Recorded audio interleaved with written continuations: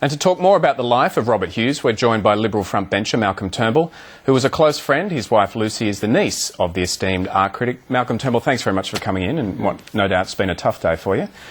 How good was Robert Hughes as a critic, as a writer and a historian? He was the best. He wrote the best read history of early Australia, Fatal Shore. It really unveiled for the first time the grotesque brutality of the convict system. You know, everyone in Australia knew that the country had been initially settled by convicts and been set up as a penal colony. But Bob really lifted the lid on the monstrous sadism and brutality of the system. You know, his description of Joseph Favreau, the superintendent of Norfolk Island, and the horrible sadistic floggings and torture of convicts. This really was causing us to confront our own history, and there's a street in Sydney named after him, so it's one of the great sadists of all time, is memorialised forever in our city. And as an art critic? Well, he was a remarkable art critic. He's been described as the best art critic. He certainly was the leading art critic during all the time he worked at Time magazine. And of course his series Shock of the New, which really looked at the rise of modernism, you know, through to Warhol, I guess, that was of a quality and an importance equalled only, I would think, by Ken Clark's Civilization series. So, you know, if you're looking at the history of Western art, you could start with Ken Clark and then finish with Robert Hughes. Obviously, quite a lot's happened since, you know, the end of the period that Shock of the New covers. And he, you know, he also had a very deep sensibility and understanding of the Spanish mind, and in particular the mind of Catalonia. He wrote a wonderful book about Barcelona. But his work on Goya is really insightful. Goya was a painter of many things. He lived to an incredible old age, so he painted many things, from court portraits to paintings of the brutalities of the Napoleonic War. But he's probably best remembered, I think, for the work he did of people that were insane, of the brutality of war. You know, in some ways prefiguring, Picasso's Guernica. You know, that iconic portrait or painting of the bombing of that town by the Nazis. And Bob had a real understanding of an insight into horror. And of course, a lot of that came back to him in the wake of his terrible accident. What was he like as a person? You spent a lot of time with him, particularly with his convalescence after that accident. Yeah, well, Bob was very badly smashed up, and Lucy, in particular, spent a lot of time with him in Perth. She was, over there caring for him. And once he got out of the intensive care unit, we brought him over to the East Coast, and then sprang him out of hospital a little earlier than the doctors wanted, I might add, so he could stay with us at home. And he, I think that was very important for his recovery. But he was always, both then and before and subsequently, he was always amazingly good company. And, for an art critic and someone who was a great public intellectual, Bob's great pleasures were not at all the cafe latte set type of things. I mean, in fact, he used to send up the that type of mindset. I remember when he was campaigning with us on the Republican referendum, because he was in Australia in '99, mostly convalescing, and we wheeled him out every now and then, literally, in fact, in a wheelchair, to deliver some speeches. And on one occasion he stood up to this audience of enthusiastic Republicans and he said, "Welcome, Chardonnay swilling elitists." But he was an elitist himself. He wasn't a social elitist, but he was a cultural elitist, wasn't he? Yeah, well he believed in excellence. He he was certainly not a social elitist, and that's the point I was really making before I distracted myself. He was at his happiest when he was with fishermen, with hunters, with farmers, with practical people. I mean, he loved fishing and he loved hanging out, doing practical, blokey things. How did you meet him?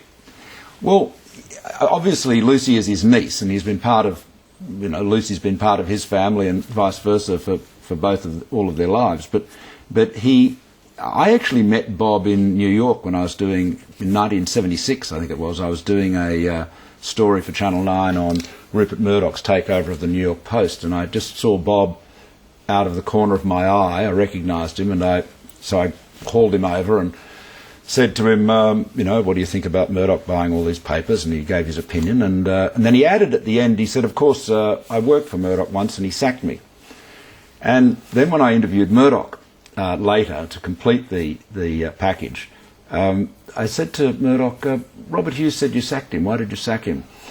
And Rupert's eyes narrowed just a little bit, and a sort of a dark cloud came across his face, and then this faint smile. And he said, I seem to recall an argument over the ownership of a case of champagne.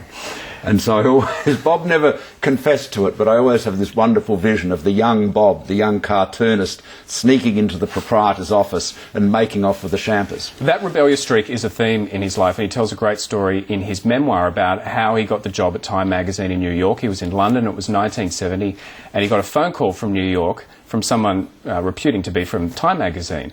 But he had been smoking some marijuana, and he was so stoned and so paranoid that he hung up the phone because he thought it was the CIA. Now, thankfully, Time magazine called him back, and the reason why they wanted to employ Robert Hughes as an art critic was that he was able to make art accessible, and that was a real skill of his, wasn't it? Oh, absolutely. He was a great communicator, and that he's both in the written word and the spoken word. I mean, he spoke as eloquently as he wrote.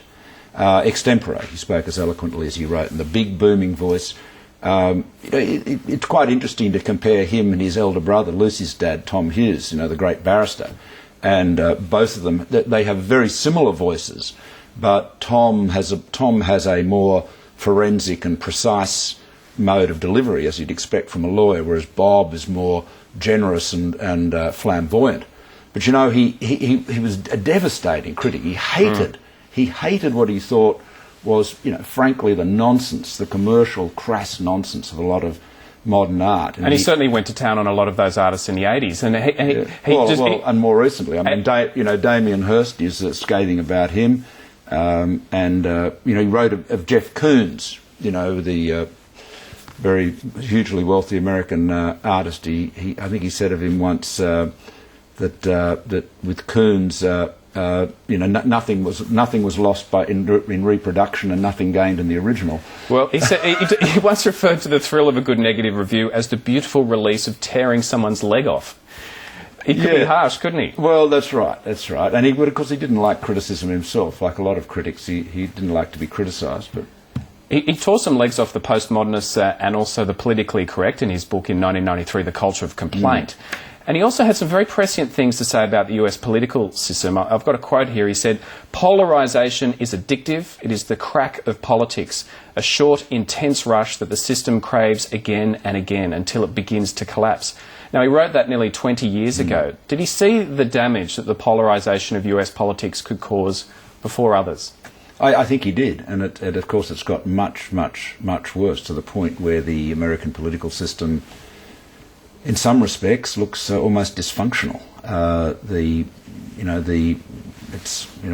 Brings back to mind that great poem of Yeats. The things fall apart, the centre cannot hold.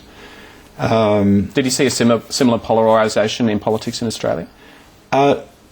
Not so much. No. I mean, Bob always thought he didn't always agree with our politics or our politicians. He didn't always agree with me, for that matter. But he saw Australia as having a more civilised political system than the United States, and I think he was right there. I think American politics has become much more polarised than ours. I mean, one of the great advantages we have, frankly, is compulsory voting. Now, as a libertarian, I don't like saying that, but the problem in America with voluntary voting, of course, is that each side is driven to run arguments that appeal to their base in order to get the vote out. And so, whereas here, because everyone has to vote, the arguments are focused at the centre. And I think that gives us a better political system. It's still pretty partisan, of course, as you've no doubt observed.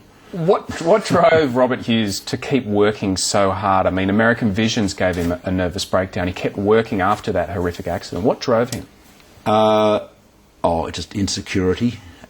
He was always anxious, you know, am I good enough? I mean, despite all of the honours and success, Bob was always plagued by doubt. You know, he said, he wrote of one of, you know, one of the great artists of the importance of doubt in his work. It may have been Caravaggio, I think, but